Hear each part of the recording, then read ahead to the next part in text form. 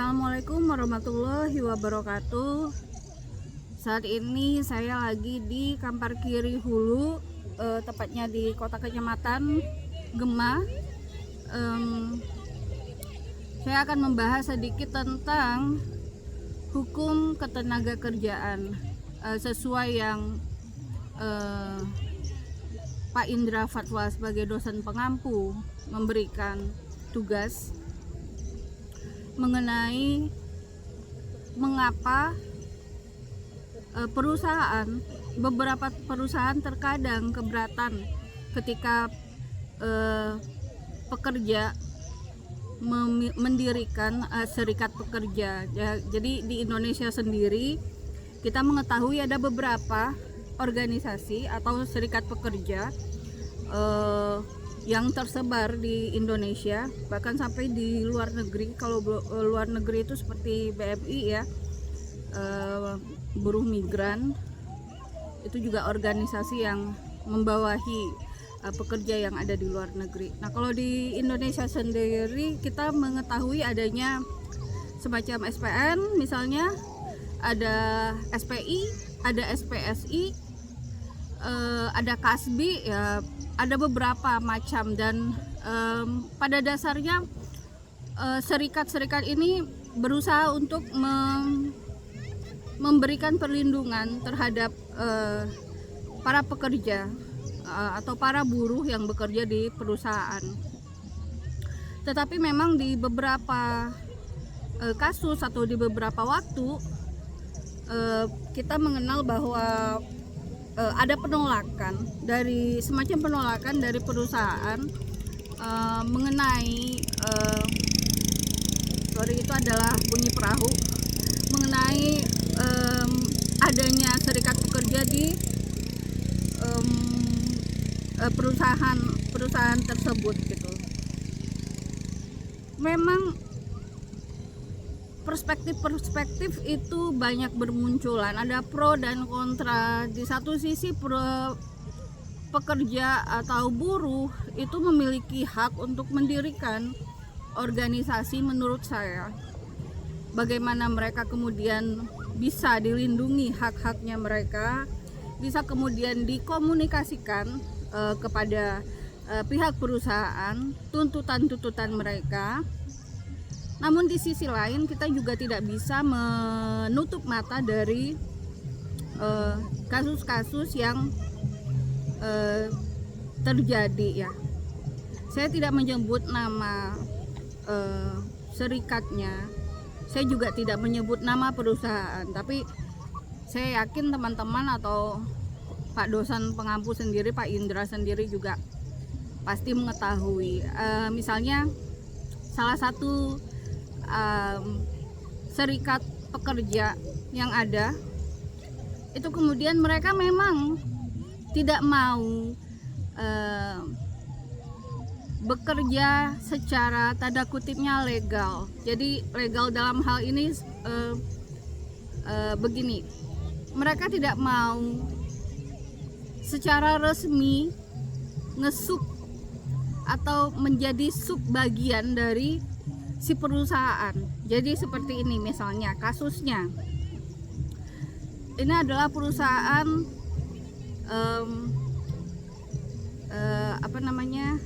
yang biasanya loading barangnya banyak, kemudian sampai di tujuan harus reload lagi, dan si pekerja-pekerja ini kemudian mengambil upah untuk menurunkan barang,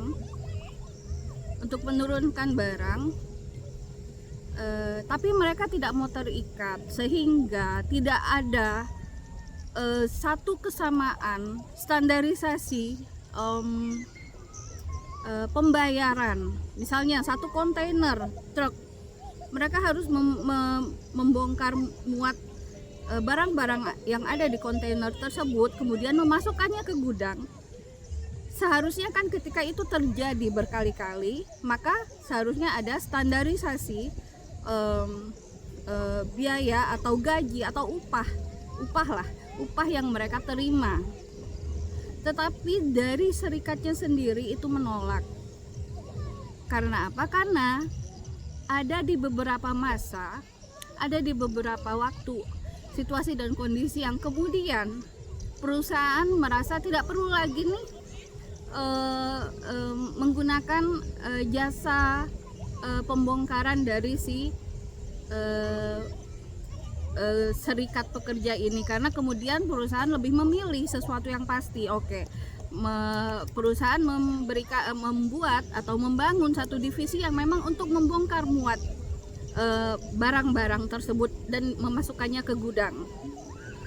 Tetapi yang terjadi adalah ketika itu dilakukan oleh perusahaan, setelah si serikat pekerja ditawarkan untuk ayo kita bikin standarisasi dalam satu kali bongkar muat, satu truk kontainer standarnya adalah sekian misalnya upahnya, tetapi serikat pekerja ini inginnya lepas, inginnya tidak terikat. Nah, ketika kemudian perusahaan merasa itu sangat tidak menjamin, tidak ada standarisasi harga atau upah, maka kemudian jalan satu-satunya bagi perusahaan adalah perusahaan membangun kemudian divisi yang memang membongkar muat. Tugasnya membongkar muat barang kemudian dimasukkan ke gudang. Dan yang terjadi saat itu dilakukan oleh perusahaan adalah serikat pekerja ini tetap meminta upah. Itu istilahnya uang asam bagi mereka. Saya nggak tahu juga uang asam itu sebenarnya apa artinya, tetapi itu terjadi. Dan di Pekanbaru ada, di Riau ada, maksud saya di Riau ada. Tetap perusahaan tetap akan mengeluarkan duit, akan mengeluarkan uang. Memang tidak sebanyak ketika mereka menggunakan si serikat anggota serikat ini untuk membongkar barang dan kemudian memasukkannya ke gudang, tetapi tetap saja jadi double pengeluarannya. Nah, itu juga terkadang menjadi di satu sisi menjadi menjadi sesuatu yang tidak menyenangkan atau kurang membawa kedamaian lah bagi kedua belah pihak. Di satu sisi kita juga mengerti perusahaan itu pasti dibangun atas dasar orientasi bisnis. Tetapi di sisi lain, orientasi bisnis tentu kita, kalau bisnis oriented tentu kita mengerti ya, laba dan rugi itu harus dihitung, pengeluaran harus dihitung, operasional itu harus dihitung. Tetapi, dan itu harusnya pasti, karena itu akan berkelanjutan. Tetapi ada serikat pekerja yang memang menggunakan, ketika ditawarkan ayo kita bekerja sama dalam hal ini kontrak secara resmi, tetapi serikat pekerjanya menolak. Mereka ingin cabutan aja, istilahnya cabutan. Jadi mereka bongkar muat, itu ya sesukanya mereka, tiba-tiba 10 orang untuk satu kontainer, atau 5 orang, atau tiba-tiba 25 orang. Itu kan tidak ada standarisasi ya. Jadi memang dalam hal ini tidak menyalahkan pihak perusahaan juga ketika kita berbicara bisnis oriented atau orientasi bisnis tadi ya. Perusahaan pastilah laba rugi itu pasti dihitung dan segala sesuatunya harus terukur, dan di sisi lain perusahaan sudah mengajak untuk ayo kita MOU atau ayo kita berkontrak secara resmi.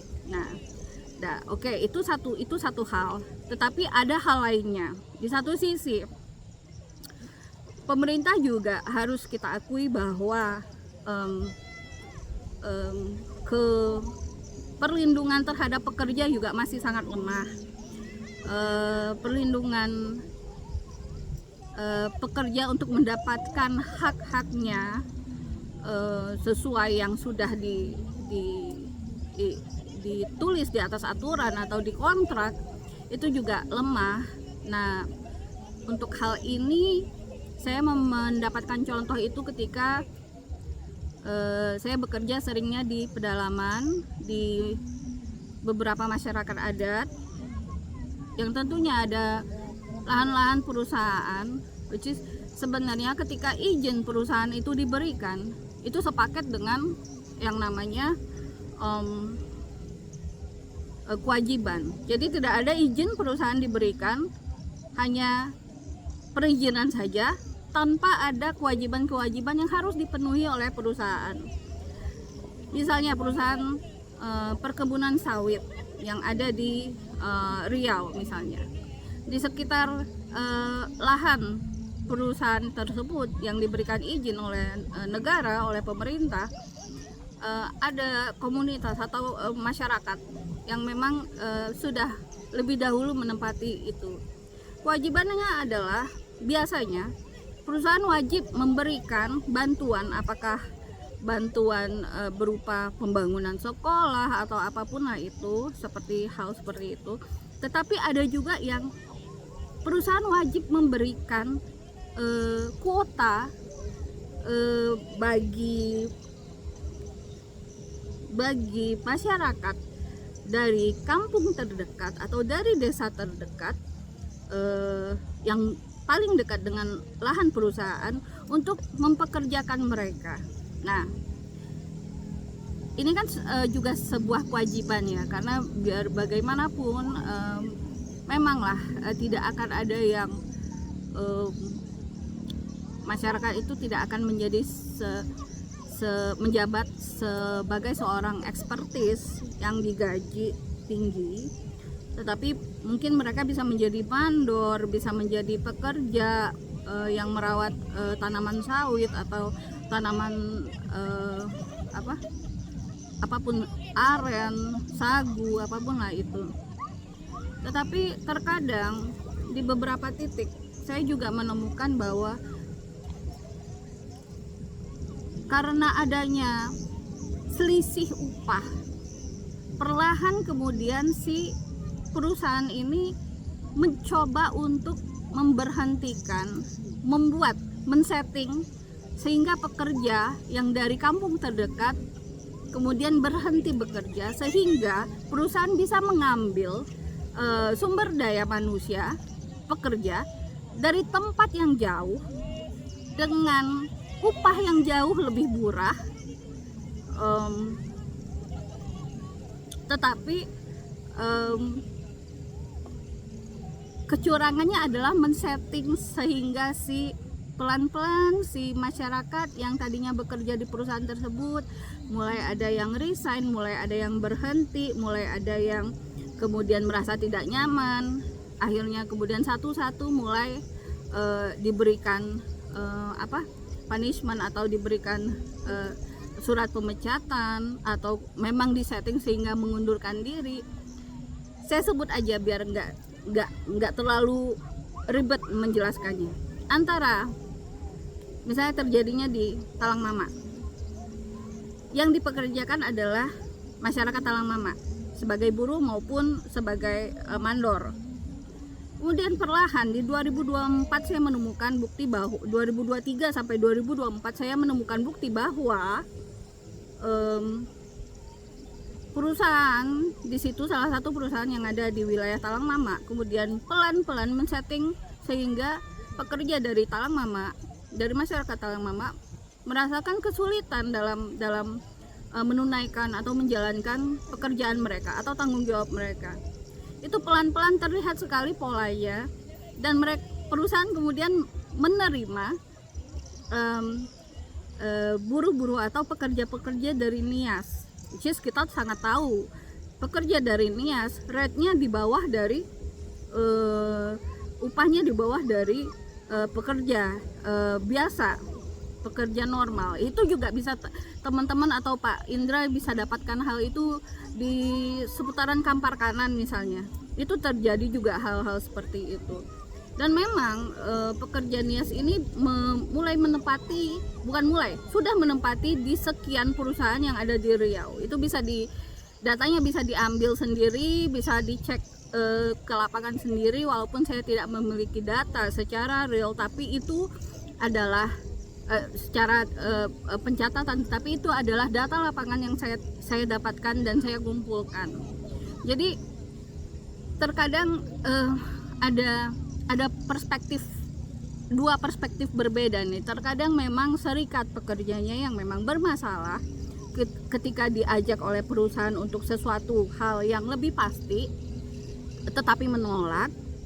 Dan di satu sisi memang perusahaan bermainnya seperti itu, sehingga mereka bisa mengeluarkan operasional yang lebih murah dengan mengganti buruh atau pekerja dengan pekerja dari NIAS, which is itu memang lebih murah sebenarnya. Jelas bisa dilihat berapa ongkos atau upah pekerja NIAS dengan pekerja Jawa Trans misalnya yang ada di Riau, atau pekerja orang Talang Mama misalnya, itu berbeda. Itu di satu sisi. Nah, dalam kaitannya dengan May Day atau 1 Mei yang dirayakan sebagai Hari Buruh, kita bisa melihat di Undang-Undang Cipta Kerja yang ada berapa? 1187 lembar halaman itu. Lembar apa halaman saya lupa. Saya juga tidak mengingat satupun yang ada di sana. Tetapi bahwa soal pekerja, perlindungan terhadap tenaga kerja di dalam negeri maupun di luar negeri itu sudah seharusnya pemerintah Indonesia lakukan. Kenapa kita tidak belajar dari yang baru saja terjadi, pekerja atau masyarakat Indonesia yang kemudian menjadi korban di Kamboja dan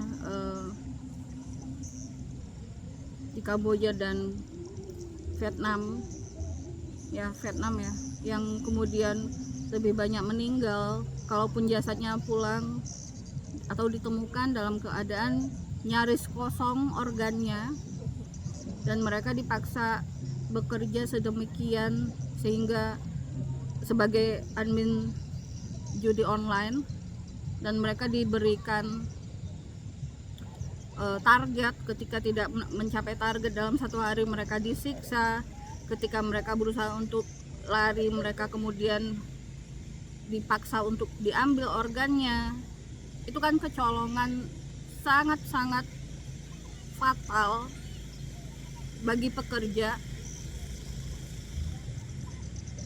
yang seharusnya Indonesia harus bertindak tegas dan bereaksi lebih tegas